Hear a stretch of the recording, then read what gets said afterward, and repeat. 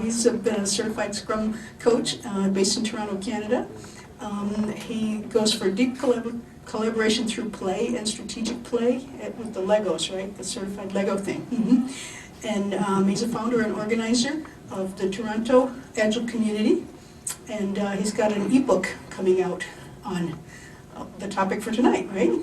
Cultural survival guide. Tonight is really, I want to share a story that I feel is profoundly important to the work that I've done as an Agile coach. And I certainly feel that I've come to grips in terms of understanding what I've been doing wrong and how I'm doing things increasingly in ways that are maybe not right, but more aligned with long-term success of the clients that I work with. So that's why I call it Agile Culture and Adoption Survival Guide, because I think this is like really stuff that whether you're an external coach or an internal change agent, this is the stuff that you need to know to survive. And I feel that it's a profoundly important message because we've been working without the survival guide.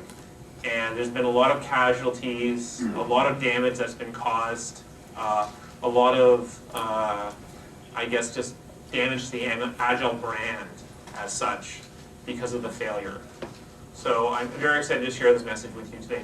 And I'll talk more about exactly what we're going to get to in a second.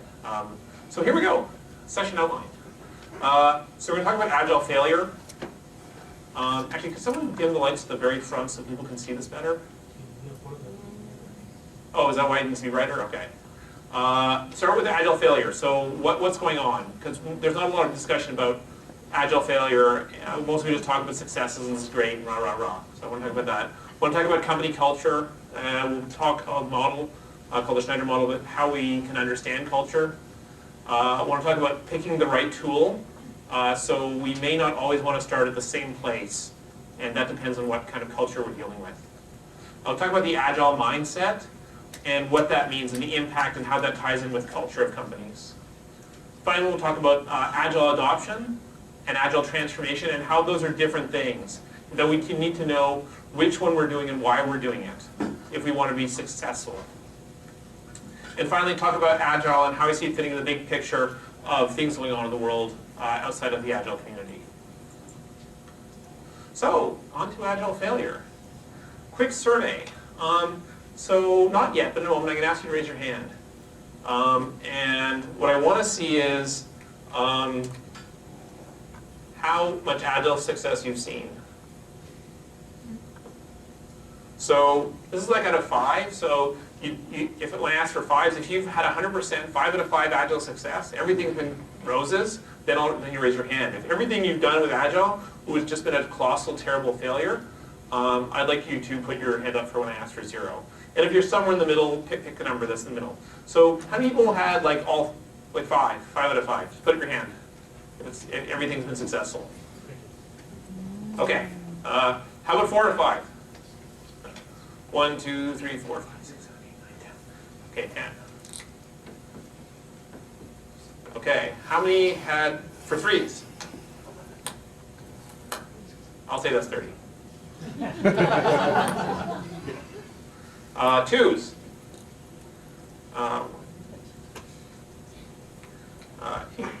1. Thank you for the brave, sir. 0. Okay. So this is pretty typical, right? We're seeing about, the average is like, 50-50. So that doesn't seem like very good success rates, right? But half of it turns out well.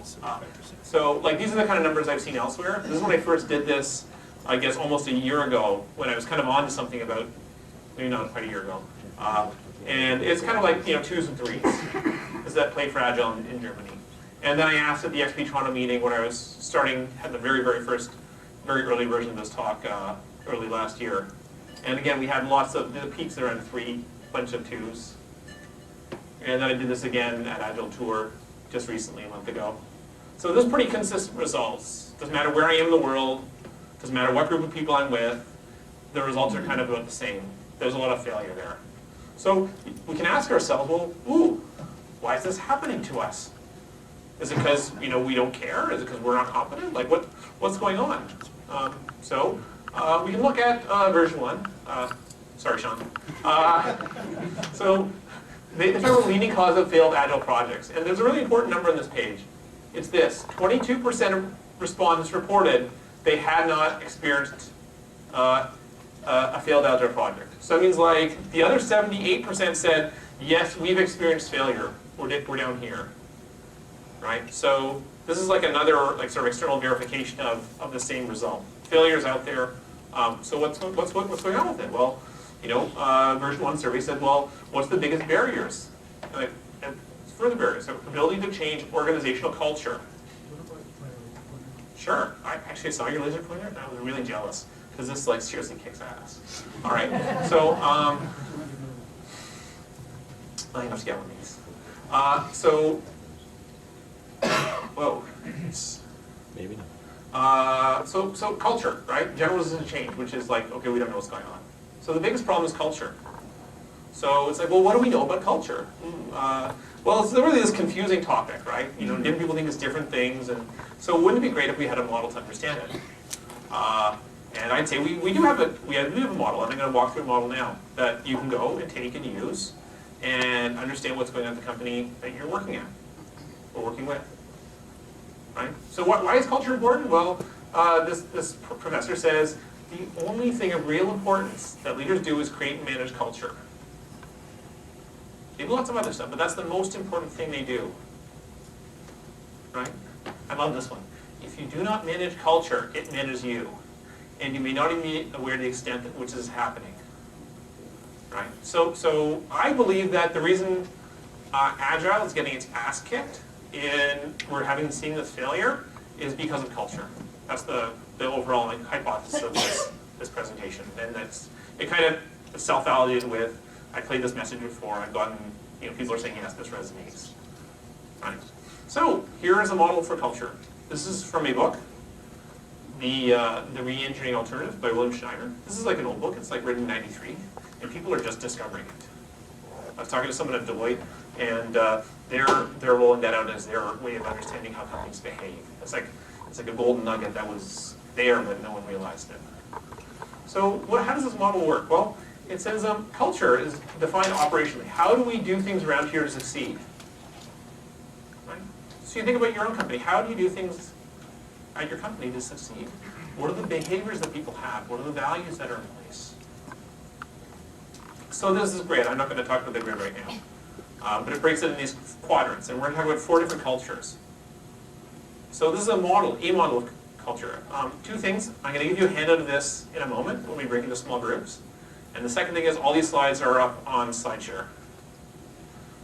So first culture, collaboration culture. So this says, we succeed by working together. And I've got a little picture of people holding hands and like, you know, there's trust and partnership, affiliation, synergy, the diversity, right? The people working together, right? Kind of fluffy bunny. And then there's control culture. We succeed by getting and keeping control. It's all about the rule book, standardizing things, hierarchy, process, security, stability, predictability. A lot of large corporations are neck deep in control culture. Then there's competence culture. We succeed by being the best. We want to be number 1. It's all about craftsmanship and meritocracy and professionalism. And then there's cultivation culture. We succeed by growing people who fulfill our vision. Right? It's about purpose, about faith, about letting things evolve, about growing. Right? So these are different cultures. And now we'll talk about these axes. So this is about company-oriented, sort of impersonal, which we have over here with control and competence. Over here we have people-oriented stuff. This stuff's all about people. The other axis this is possibility-oriented. This is like kind of looking towards the future, what's possible. And this is reality-oriented, like what's actually going on now. So those are the different dimensions. I would like to say about this model is, this is a model. All models are wrong, some are useful. Right? Like this model is wrong. Like it's not correct. It's an abstraction of the world. However, in terms of understanding what's going on with Agile failure and finding paths for Agile success, I believe this is a fundamentally important model. It's a very useful one. Okay, so now it's your turn. So what I want you to do is break into small groups of about 4 or 5 people. And what I'd like you to do is discuss this model. I'll give you a handout with the culture model on it. And figure out where the company you're working with or the company you're working at, where it lands. Okay? So please do this Agile self-organization thing of forming into small groups. And I haven't done a very good job with the handouts. Actually, can I grab one? Someone pass it back. Your company is confident. So your job is to figure out what is the culture of your organization. I can't say, I don't know. Definitely not collaboration. Yeah, like, we were talking about this before. Like, I don't know how we're going to go agile. Like, we're going to be like, nobody meets with anybody. And they're going to go to, like, a really collaborative meeting process.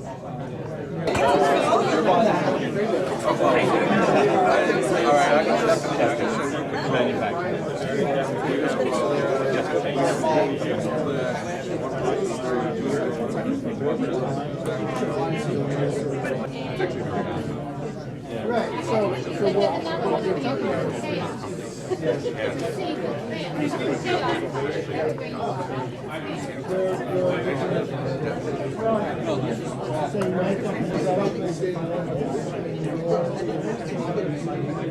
so reality, what she was saying is she's only interested in reality, she's not I think it does. I think. so reality, what she was saying is she's only interested in reality, she's not I think it does. I think. Why would it fail? Why am I not No, I think we're getting 3 steps ahead. He hasn't suggested he's going to produce more products. Right? Start out with a survey, and then we'll do some brief Q&A. So hands up if you thought the dominant culture in your organization was collaboration. 1, 2, 10, okay? All right, hands up if you thought cultivation was the dominant culture in your organization. Wait, so cultivation, this is up in the green. 1, 6, okay? All right, if you thought competence culture was dominant. I want to go.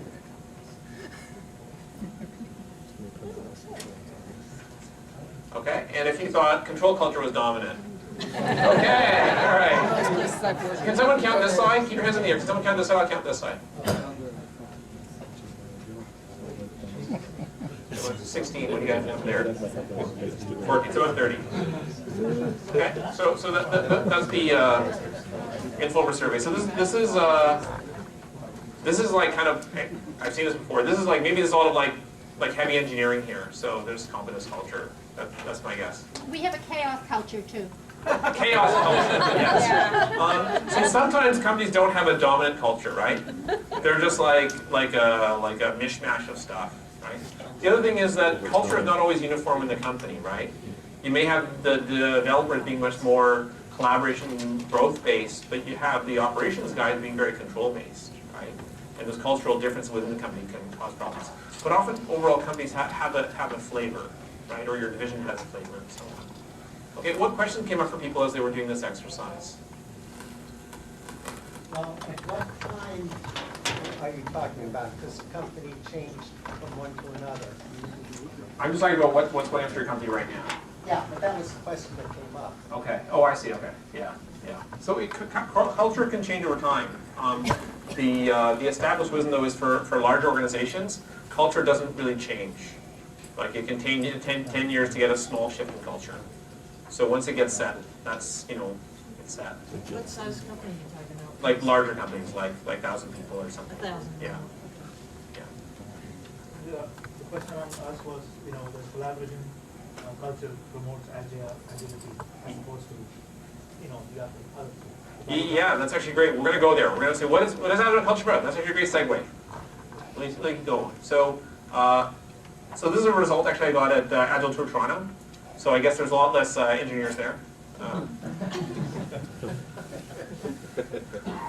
But it has the same thing with like lots of stuff going on in control cultures, a lot of large corporations.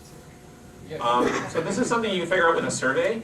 In the book, there's actually a survey you can use, and you can just send it out and have people fill it out. And based on the way they answer the questions, you can figure out, ooh, what's the culture here? So an example survey question is, when all is said and done, the way we accomplish success in this organization is to... I'll let you read this, because you can read fast and I can talk.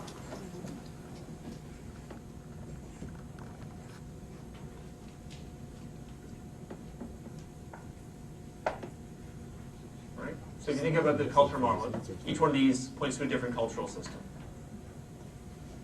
So there's a survey you can use. You can also do a workshop. That'll work as well. So what is Agile? What is Agile? And what does Agile culture mean? So, well, we have this manifesto. Ooh, well, what happens if we take the manifesto and we decompose it and we look at, well, how does this manifesto map to this culture model? Well, this is how it maps. When you take the values and the principles and you map it in this model, you get this.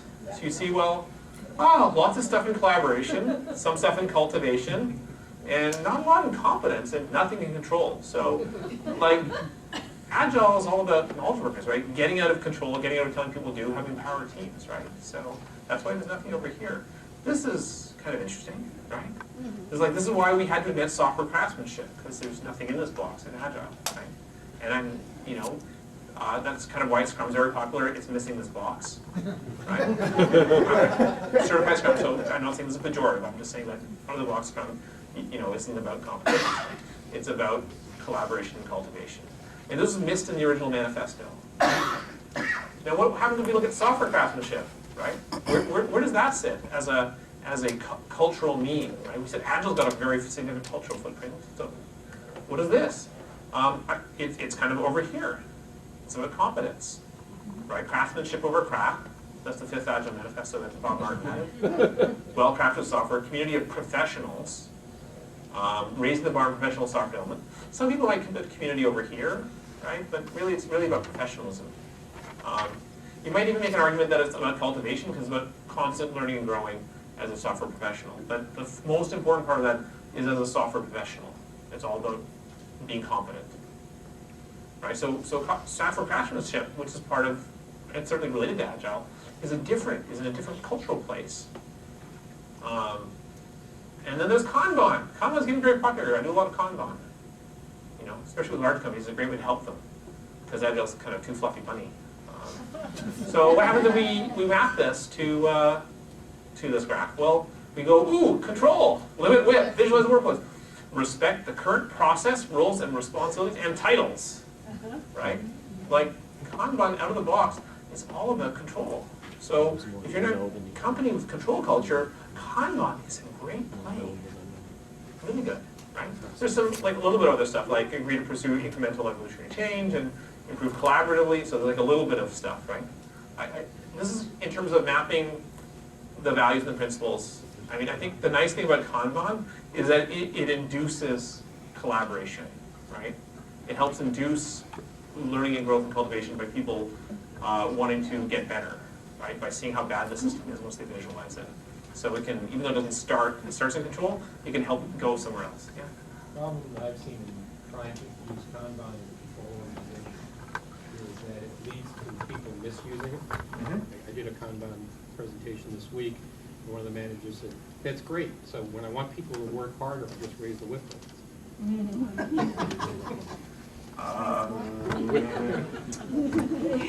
Yeah, that's not, people cannot get stuff no matter where you go. That's great though, I like that. I'll have to remember that if I want people to get more results, right? Use more work in process. Okay, so what does it mean? So what we're saying is that, like Agile, software craftsmanship, Kanban, all have a unique cultural footprint, right? They have a unique cultural profile. They're biased towards a specific culture. That kind of defines where they fit. So I argue that what we need to do is pick the right tool, right? That whether you're an internal change agent, whether you're someone who helps companies, it's about picking the right starting place for helping people. right? It's not just like, oh, I've got a hammer, it's called Scrum, bang, bang, bang. No, like there's other tools here, right? So if we take those maps of where we see Kanban, where we see craftsmanship, where we see Agile, we get these circles here that map on our cultural graph. So you might imagine if you're the person over here that said, oh, I'm you know, mostly about collaboration culture, well then Agile's probably a good thing to use, right? Because Agile's about collaboration, right? If you're down here in the, you know, this heavy-duty engineering-oriented firm, well, geez, maybe you want to focus on software craftsmanship as a starting place and get some traction there and just get really good at getting production code out, right? Versus like getting people in like, you know, team rooms and all that fluffy bunny stuff, right? Which is really good. I love fluffy bunny stuff, but it doesn't fit over here, right? Okay. So, you know, I always think like Kanban's like an Oreo cookie. Right? So why an Oreo cookie? Well, it's got crunchy control on the outside, but on the inside, there's sweet Agile goodness. The more subversive versions is that it's like a Trojan horse, right? Because it's, you know, pretending it's something it's not. But I like the Oreo cookie version, right? So, so that's sometimes a way to get started with Agile. That's a little bit easier to swallow. Craftsmanship, you know, this is a great starting place. I mean, because Agile is really all about delivering great software. So, you know, maybe, you know, Scrum is not the best starting place. Maybe it's actually starting to put some technical practice in place and, you know, continuous integration and coding practices and test-driven development. And, you know, who knows how far that'll go. Right? So let me pause before I get to Agile as a starting place. Because the rest of this talk is going to be about Agile as a starting place and what that means. Because Agile as a starting place is a bit trickier. So, this one. Yes? So what questions do people have before I go on?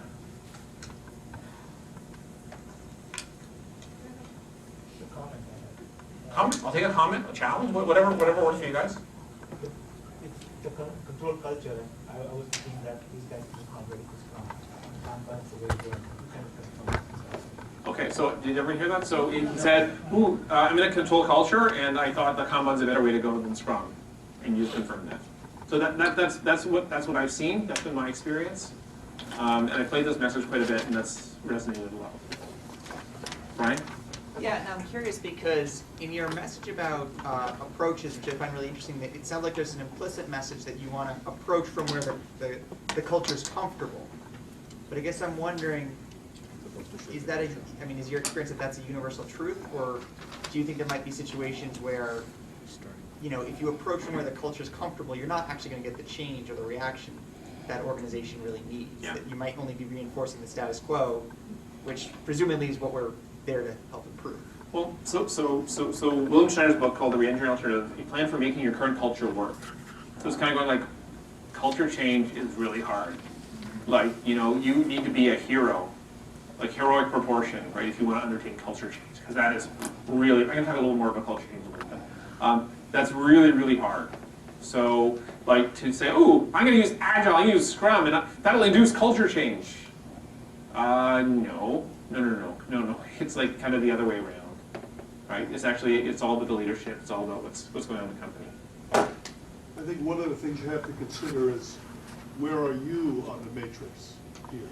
You know, I in particular am a person who's very focused on the collaborative culture and all of that, and then I'm working in an organization that focuses on competence, and I sometimes wonder if I'm the right person to be the change agent. Mm-hmm. Or at very least, you know, think because of where I am, how do I think the way they need rather than what I want? Yes, that's kind of like related to what Brian was saying. It's about, you know, what do we want for them? And I certainly fall in the trap of wanting more for my client than they wanted for themselves. Right? Right, like I wanted them to be like a high performance capable organization, but they didn't really want that, you know? Like it's all great for me to want everyone to be empowered and for the leadership to change their culture makeup so they can have a high-powered, empowered people and have people like having joy every day when they leave work because they've had a great day. Like I want that for them, but you know if they don't want it, like I'm just like gonna end up pissing people off. And I've done that lots of times. I've kind of learned my lesson that way. But I've done that. I've done that bad mistake. Go ahead, can you stand up when you talk so everyone can hear you? Should we use the mic for questions? Be a good idea. That's Yeah, fine. but you So that right hand button. Oh, you- I work in an organization that I think is predominantly competency-based and, some degree of control. I mean, I've heard the phrase, you have to respect the chain of command here. So I know that there's some control going on. Sorry, I don't. But I've managed to implement Scrum now with 3 different teams.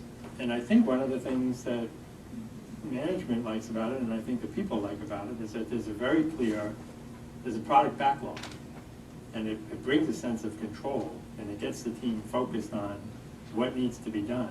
And then the craftsmanship stuff is just kind of left to the side. I guess they were all generally competent when they got hired, so they're all able to do the work once they're told, well, by the way, here's what we're focused on, so just go and do it. And so Scrum, I think kind of contrary to what you're saying, it seems like in this place, Scrum was a good thing for those two competence and control quadrants. So I think, we'll let's talk later on, because there's more coming that may help you assess that. So one last comment or question, and then we'll go on. So if Agile is on the collaborative and cultivation side, does that mean if your company's on the control and competence side, probably shouldn't use Agile? Or is it a big struggle? We're gonna talk about that next. That's a great segue. So I'll keep going. This is great. You guys are great lead-ins. Thank you. So what about Agile in the starting place, right? So do we give up hope? Do we pack up our bags and go home? Do we say, oh well, it's been fun, and no, it doesn't work here, so I'm going to change my organization, or I'm going to change my organization? So let's talk about, to understand, we talk about the Agile mindset, right? So there's a difference between doing Agile and being Agile. There's a difference between doing the practices, iterations, product backlog, and being Agile. Being Agile is very different. Being Agile is a mindset shift. Being Agile is about self-organizing teams. Right? And we are running out of time, so we won't do an exercise around this. I'll just kind of keep going. So, do anyone want to share 1 or 2 things about their experience of being Agile or doing Agile?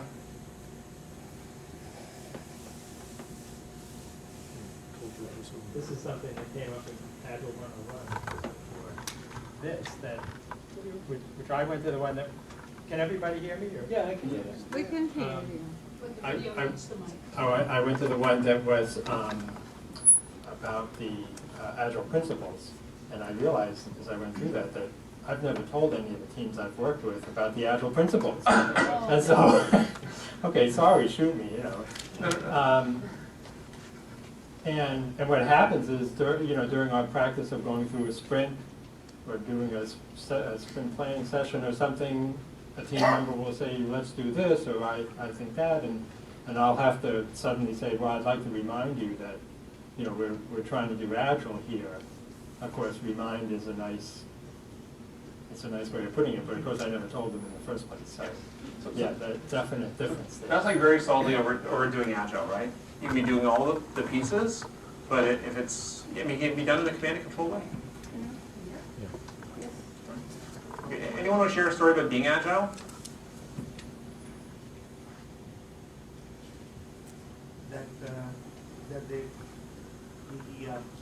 Those guys wanted to do Scrum, but I discovered that they're not ready to do Scrum. So Kanban is a better essential. Okay. Okay. All right. So can someone sorry. So that's kind of about the doing, right? Or maybe like not even doing the right thing. So not really be ready for the Agile mindset, right? Because if you're really on the Agile mindset, you need to be in the collaboration cultivation side, right? That's where it is. It's or at least certainly out of control, right? I mean, I include confidence as part of like a valid place for the Agile mindset. Yeah. Yeah. One example of being agile is a team which has fewer testers than developers. So whatever they develop within the sprint, they don't the testers or the tester doesn't manage to test. So in that case, a team organize themselves, and some developers go and test somebody else's code. So in the end, at the end of the sprint, everything is tested. Sure, sure. Everyone's in it together. So that's a collaboration. Yeah. Sure, great. Okay. So this is like fundamentally important, right? Because sometimes people don't know whether they're trying to do agile or trying to be agile, because these are different things. They're very different outcomes. And I think that people have not been very crisp about what it is that is happening at their companies. Right? So agile adoption, I would argue, is like installing something, right? Installing some practices, time boxes, iterations, right? Whereas agile transformation is getting to the mindset. It's actually fundamentally shifting the way people are functioning. So they take a tennis ball and then they walk out of the office and they're dropping in the good day bin or the bad day bin. They drop in the good day bin because they've had a good day. That's what the mindset is about. It's a fundamental shift in thinking. So where are you playing at your company? Like, what's going on with you? Are you trying to work with your existing culture and adopting some practices within your existing culture? Or are you changing your culture and transforming your organization? Well, if you want to work with your existing culture, if you're here in control, you want to stay here. Like, stay in control, don't move, like use Kanban, right? Or you can do number two, either carefully explore whatever is adjacent, like collaboration or competence in this case, right? So find out whatever is your non-dominant, what's your secondary culture, and then go explore gently in that direction. So that's the way you just kind of gently move out of your current culture. You find ways that the adjacent culture can support your current culture, right? So that's what Schneider says in this model. You only have one secondary culture. You're not going to likely have two. You have a dominant culture and a secondary culture. Yeah, so you figure out where your dominant culture is and figure out where your secondary is, and then that's kind of where you want to focus playing. That's if you want to work with your existing culture. Then you can talk about what Brian was talking about, which is like, change your culture, transform. Okay, well, transforming is hard. So how do we do that? Well, there's Cotter's 8 commandments of organizational change. Start with a sense of urgency, where 75% of all management says the status quo is unacceptable. Like, we're going to change this or we'll all die, right? That's, famous Kent and Traber stories at the beginning of Scrum stories. Like, oh, we're doomed unless we suddenly do something radically different, right? And I think this is actually kind of maybe actually kind of more what's common in what I've seen is visionary leadership. Is you have somebody who says, I've got a dream. And they have the mindset, and they lead the people to where they need to go. Because the people will go wherever they need to go. It's usually the middle management and the leaders that hop it all up. So we have this spectrum of adoption to transformation. So at a minimum, if you're doing anything around being a change agent and the agile space, you want to know, what are you trying to accomplish? What is your goal? Is it adoption? We want to get some practice to 10% better. Or is it transformation? We want to transform our organization the way we think and fundamentally have people be empowered and enjoy at work. Right? So know what you're trying to accomplish. And once you've decided what you're trying to accomplish, know how you're getting there. Like, what is your model? Well, are you trying to become agile in a perfect world? Right? That's a book. That's got a particular, problem-driven adoption of practices. There's the good old inspect and adapt with Scrum transition teams, right? This kind of vague general guidance. More in the agile space is Mike Cohn's adapt, awareness, desirability, promote, transfer, which is a bit more sophisticated model. It's kind of moving more towards being able to handle larger challenges. But I would argue these are kind of really not well-tooled for organizational change. There are other tools we have, right? We have things like fearless change patterns, like bring in a power speaker, have the team go for lunch. There's the model containers, differences, and exchanges.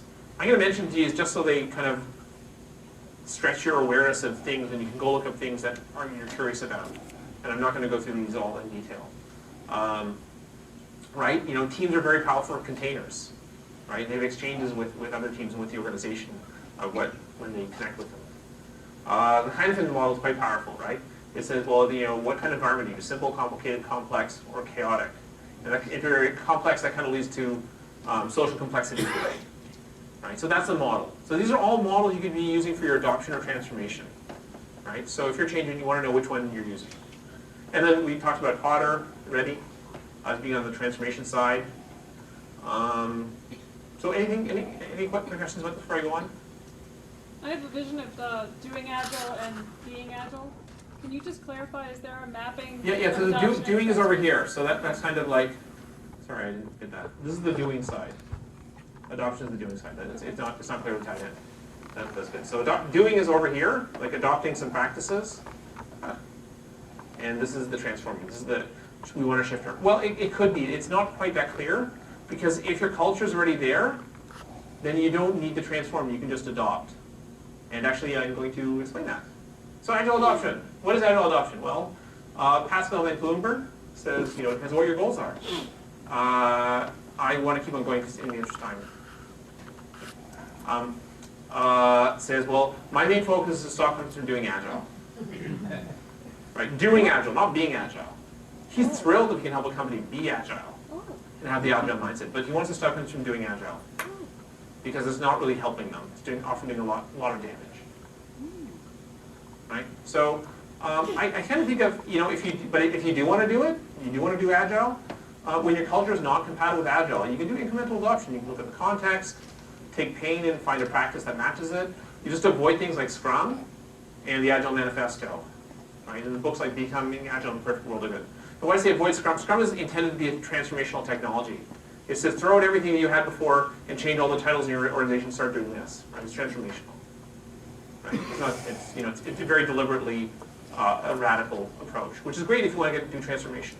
But if you just want to just adopt some practices, it's kind of kind of a little bit dangerous because people can get confused about what they're trying to accomplish. Then there's the mindset, right? Being Agile, right? So when the culture is compatible, you do Scrum and XP, right? DAP, model, fearless change, Scrum transition backlog. You don't really need something very powerful to adopt if the mindset is already there, right? If you already have a culture that's aligned with Agile values. And the usual top down, bottom up simultaneously. There's lots of stuff written about this, right? But at least if you're doing it, be a professional and know what model it is you're using and why you're using that model and not another model, right? So does that kind of answer your question about which one? So adoption can be for depending on context, right? Either when your culture is compatible or it's not compatible for different goals. Right, and so Johnny's actually in the back here, right? So Johnny has this great quote, right? Even if you're doing like the adopting real Agile mindset, Agile's about people, and such they will tend to be the largest obstacles. We'll need to have serious conversations at some point if we really want to go Agile. And my way of thinking about this is when I'm working with a leader, it's letting them know right now they're part of the system, and that I need to give them feedback. And that if they don't change how they're behaving, we won't get the result. Which is very different from people who just want Agile installed on their team. Can you just install Agile on my people? I'm perfect. I'm the VP, I'm perfect. But can you install Agile on those people because they're screwing up, they're not delivering. Right? It's like, you're part of the system, right? You're the leader, actually. You often have like a pivotal role. You define the culture here, so you need to play a role in changing your behavior to get the result. Okay. So that's Agile adoption. Agile transformation. I would say that this is not well understood. The Agile adoption side is pretty well understood in our community. Problem is we do adoption, we actually need to be doing transformation. The transformation side, I'd say, is not really well understood. Some people are starting to use the Cotter model and things like that, but I'd say we're still in early days in terms of, as a community, clarifying understanding of how to use that effectively. So I'd say Agile's not enough. There's the Agile Skills Project, there's Peter Block's Falls Consulting, there's Facilitating Organizational Change, which is all about mind blanking. Leading Change by Cotter, which is the Cotter model. There's Stephen Denning's Radical Management, which talks about putting the customer first. Right? So there's all this good stuff, right? So for doing transformation, it's not really about Agile, right? It's about transforming the company. And we may use Agile as part of what we use to get the results, but it's not really about Agile anymore. It's actually about shifting the culture of the company, which is a bigger fish. It's a bigger fish to fry. And just because we know Agile doesn't mean we know how to fry that fish. We need to get more powerful tools to do transformation. So these are all places you can go investigate if you're interested in transformation. There are a couple of things that I want to touch on around transformation that I found very interesting and very relevant and very applicable. The first one is building adapters. Right? So if you think about this. You know, here's your team, right? Hey, this is great. Join us. Right? You know, where you're doing some Agile, right? And your company, some other culture. Maybe you're in a controlled culture or organization, right? And this could be within your division or company or whatever the size scope is, right? And then they go, "Ooh, the organizational antibodies will attack you," right? What do you mean you don't want a project plan? What do you mean you want to sit together and not have cubicles? Like, you know, like the organizational antibodies, they attack, right? They think you're a foreign organism, right? You don't belong in that culture.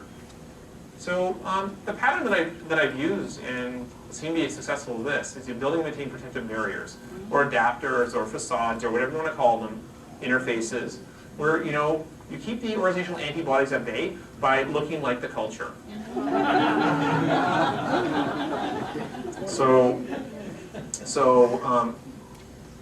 True story. If you want to have the organizational, so let's say this block is Microsoft project plans. Yes. If you want to keep your organism safe, you give them Microsoft project plans. Not because there's any value in them. You give the Microsoft project plan because it protects your system. Right? If you don't protect your system, you die. Right? The organizational antibodies attack and you will be destroyed. It's not like maybe, it's yes, this will happen. So you give them the project plan. And the mental, so I was in a situation where I didn't do that, and the organizational antibodies attacked, and it was very painful. So why did I want to do that? Well, I go, ooh, this is waste. This is pure, utter waste. This is demeaning, soul-sucking activity that we should not have to do. This is unreasonable. That's like for me from like 2-3 years ago. So the me of now goes, well, geez, this is really valuable. This is this green blob here, where we can like have a team that's really gelling and doing value and doing good. This is so valuable. I'll pay the tax. I'll pay the 5% tax, and that 5%, I'll love that tax because that tax is buying me safety. Sure. It's buying me safety. It's allowing me to exist. Right? And that mental shift is saying not that this is loathsome. Yeah, it's loathsome. It's not going to stop being loathsome. But if you believe that you're doing it to protect your system, to keep your team intact, to keep your group intact, that is incredibly valuable. That's one of the most valuable things you can do this week, this month, is protect yourself from the organizational antibodies. Right? So I think this is something that, if you're doing Agile of some flavor of some sort, that this can probably be applied immediately, right?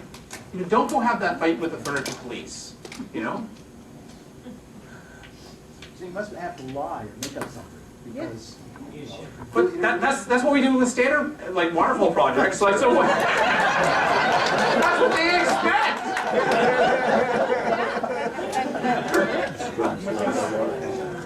Right? If we weren't lying, we wouldn't be fitting in with the culture.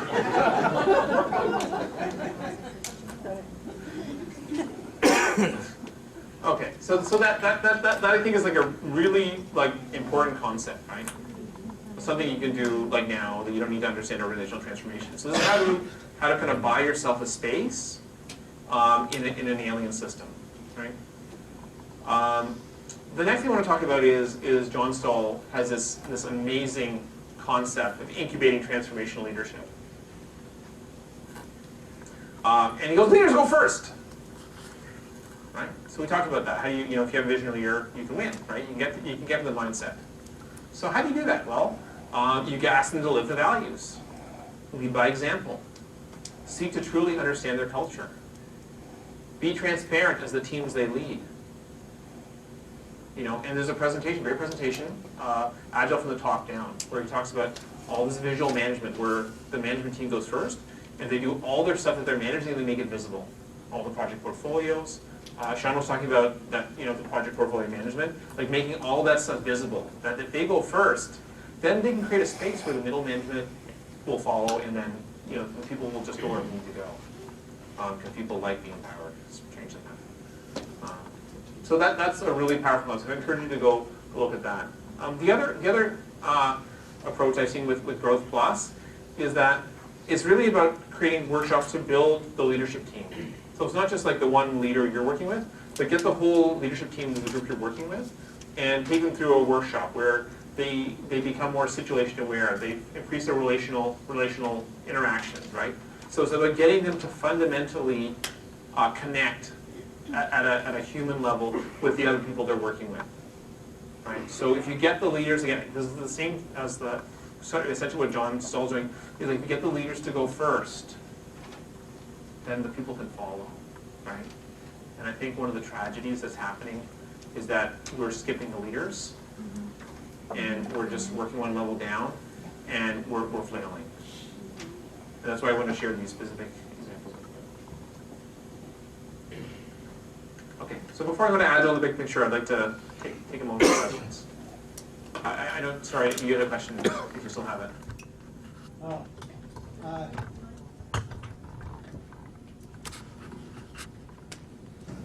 I guess in the personal space, a difficult cultural transformation is, say, losing weight.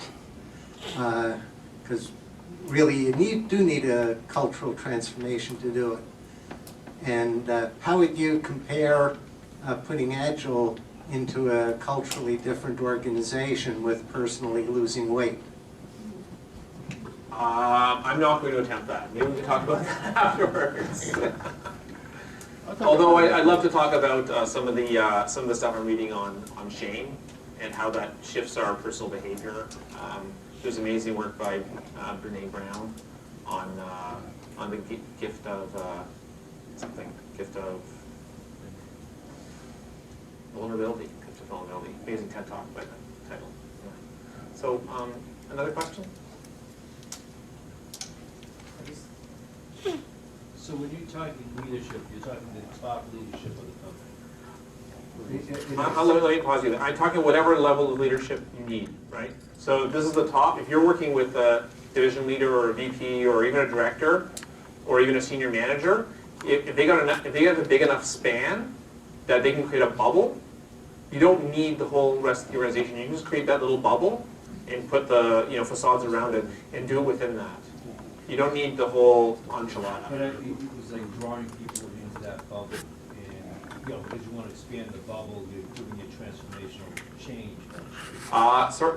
People-wise, not necessarily. Well, you may not want that. May be a really so. If you expand the bubble, if you sort of like put down the barriers and you try to put the green bubble outside, the organizational antibodies are going to attack, right? So that may be actually like a bad idea. And maybe it's a better goal to just create joy for like the 30 people in your group, if you're in a leadership position, than it is to try to take over the whole company, right? Because if they don't want to go there, they're not going to go there, right? Because so there's a great story. But by the way, the people sometimes want to go there. Yeah. But the structure doesn't. Yeah. Yes. Yeah. So you can find a culture within the company that wants this to happen. Mm-hmm. Yeah, so if the structure is not there and the leadership isn't there, that means like there really isn't cultural support. Yeah. It's kind of how I describe that. Yeah. So someone else? I kind of answered the question. I guess, have you seen a transformation to becoming agile in a command and control company? Have you ever seen it? I never seen it. I never seen it documented anywhere. I never heard of anyone ever describing. Most people don't even talk about culture or understand what it is. So right? we just, from my experience, we just went through, we created the bubble, we created the ship. We just expanded it to the entire engineering organization. And now we're actually experiencing exactly what you described. We actually opened up everybody in the ecosystem. It's been difficult. Yeah. Yeah. So So the reason why it's difficult is, remember, leaders don't, the most important thing they do is like they create and manage culture, right? And unless you get the leadership team on board, it's not going to work, right? And like there's a great example of from Lean, which is also a shift in mindset, with NUMMI, which was a joint venture between GM and Toyota in the 80s. And if you read the fine print, they said they took the worst GM plant and made the best GM plant in 1 year. Right? They had wildcat strikes, alcoholism, drug abuse, everything. It was like the shittiest plant, right? They went to the best plant in 1 year. Now they kept all the workers. They kept every single worker. They didn't get rid of any workers. But the management, the middle managers, the senior management, all gone. All gone. They replaced the whole management layer with people from Toyota, people from other GM plants, and people from outside of GM. And they put in people with the right mindset. And then in a year, they could turn that company around, that plant around. Right? So I find that like an intense validation of the notion that you need, if you really want transformation, that the leadership has to go first, or you're not going to get there. You see the same thing in school systems that turn around when they get the right leadership in there. Yeah, this is not about IT. This is about people and organizational culture. Well, I don't understand how, first, for example, where you have the bubble, how does that ever become transformational? It's only as good as the leader who's within that bubble maintaining it, as opposed to being able to transform the organization because it's built on an external line. Yeah. So this is a system of how do you create Agile or some other culture in a foreign cultural system, right? Right. So it's a compensation strategy. It's not like an end game. It's maybe like a mid game, right? But like unless you're to expand that. well, then you get what this guy had, right? Then you run into it. Well, why do you want to expand it? What, like, just enjoy the joy you have, right? Like, I want you guys to be happy. Really, I do. Like, we don't want that. Like, you know. It was a result of success. We had some teams who were really succeeding, sort of kicking everybody's butt. So the VP said, big leadership comes down and says, we will. You're doing so great, why don't you show us all how to do that? And the answer is that, you know, if you want that, Mr. VP, you have to go first. You know what? If you want it to go down, the other part, you have to take it. You have to take what we have. And once you go there first, then those other people will follow you.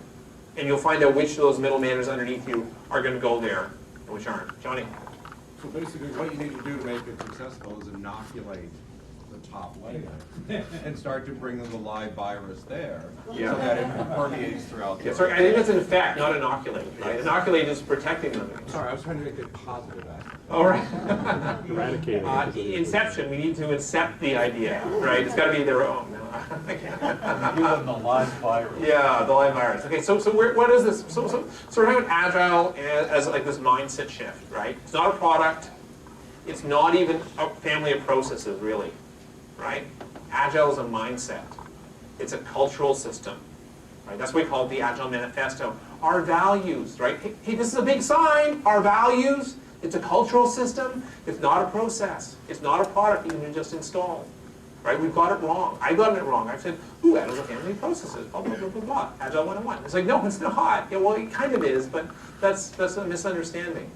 And that misunderstanding causes a lot of damage. So where does Agile fit in the big picture? I believe Agile really, at a fundamental level, is about transforming the world of work. Right? Like there's notions of like things like Scrum beyond software, which I think the Scrum Alliance is sort of abandoning and trying to kill.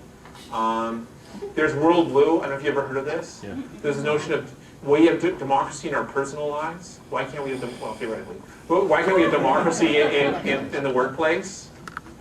And it's about companies like Zappos, right, where people just want to work there because they're valued and they're empowered. People love this stuff. This is a significant competitive advantage, right? Keep your customers happy, keep your employees happy, right? Those are like the number 2 most important things any company can do. And Agile is a way to do that. And I believe this is actually kind of a part of this, wrong pointer. Part of this, what I find is fundamentally important for the work I do, which is about making work equal play. Because play is one of the most, it's an innate capability, it's one of the most powerful ways of being effective, right? So like this play for work, things like innovation games for understanding customers, things like planning poker, that's a common way of using play for work. I'm a certified strategic play Lego facilitator, so I use Lego for solving very difficult business problems because it gets the people dimension in there. Things like facilitation, retrospective games, things like that. So we use play in the Agile world for getting work done, right? And that's really valuable. We also use play for learning. Like there's the Agile Games group, there's the Agile Games 2012 conference coming up that Brian was talking about. We use it for learning about people, process, technology, attitudes. So this is like so in the Agile community we use play actually to learn. And finally, we actually use play for building skills to get play every day through things like improv or artful making or drama tech, things that we use to build high performance teams to get deep collaboration.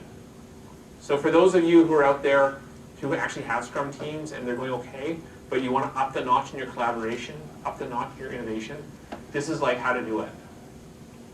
So that's kind of how I see Agile fitting in with this larger movement of creating empowered workplaces and part of this move towards making work meaningful and more like play.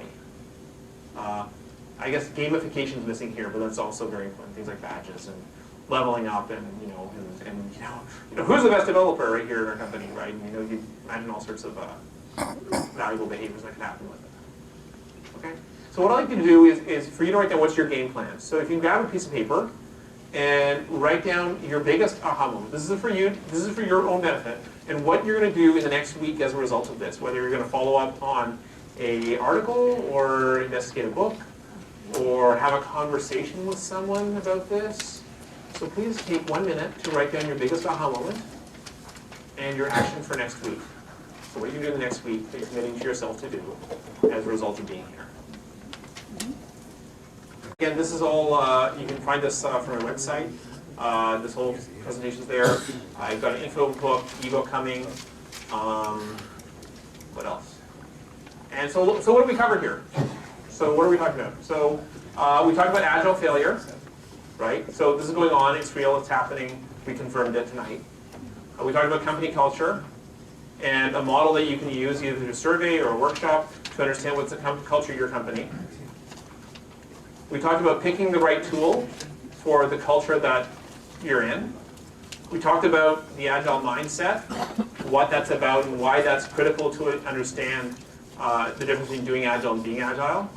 We talked about Agile adoption, that there's different kinds. There's adoption when you have the right cultural fit, and adoption when you're just adopting some practices and you're not really worrying about this being Agile stuff. You just want to get like 10% better.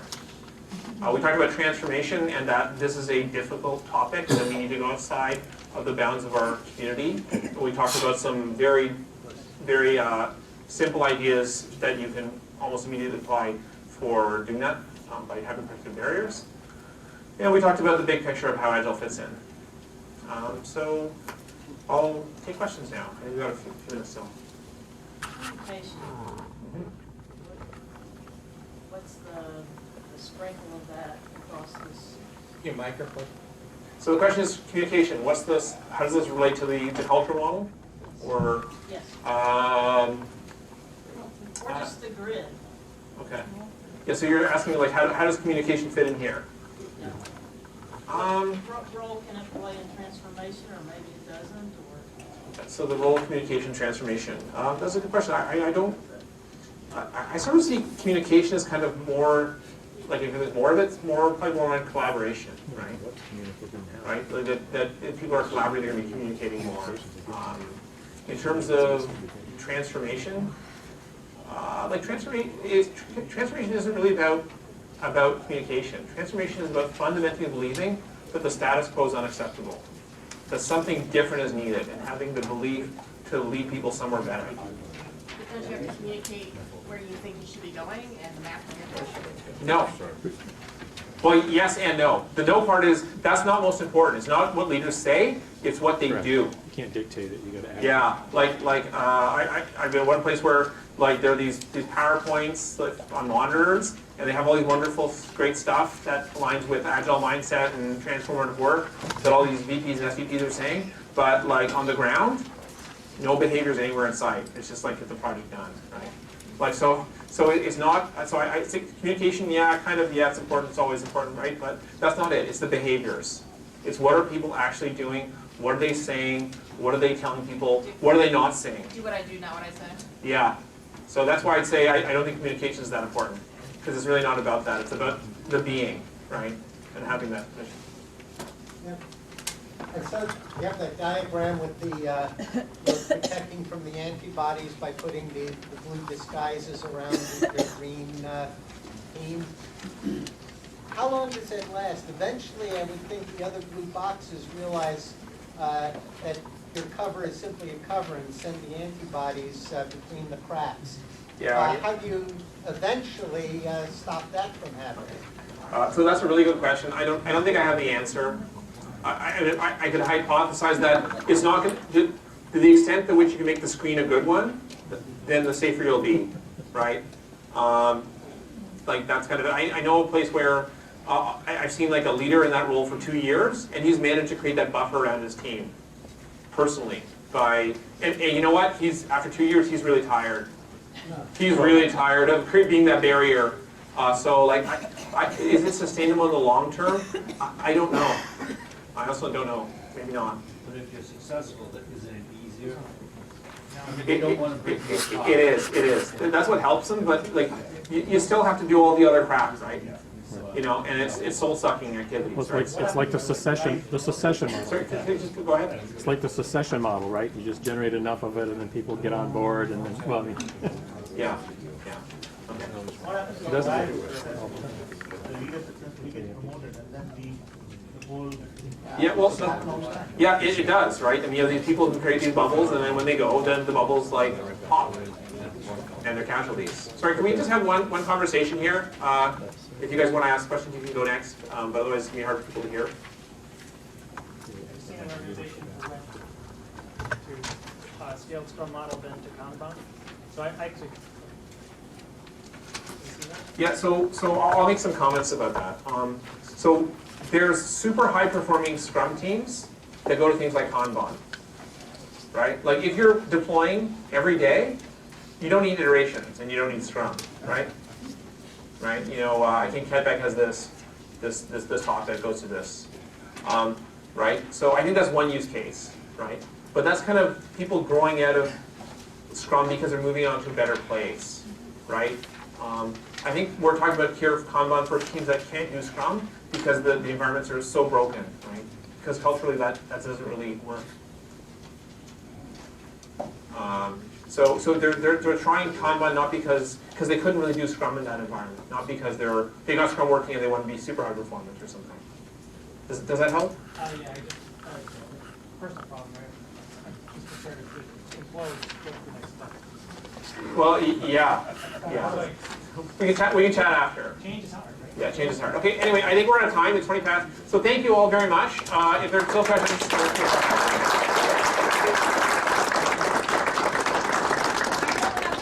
Wants to download this. Where did you say it was again? Agilitrix.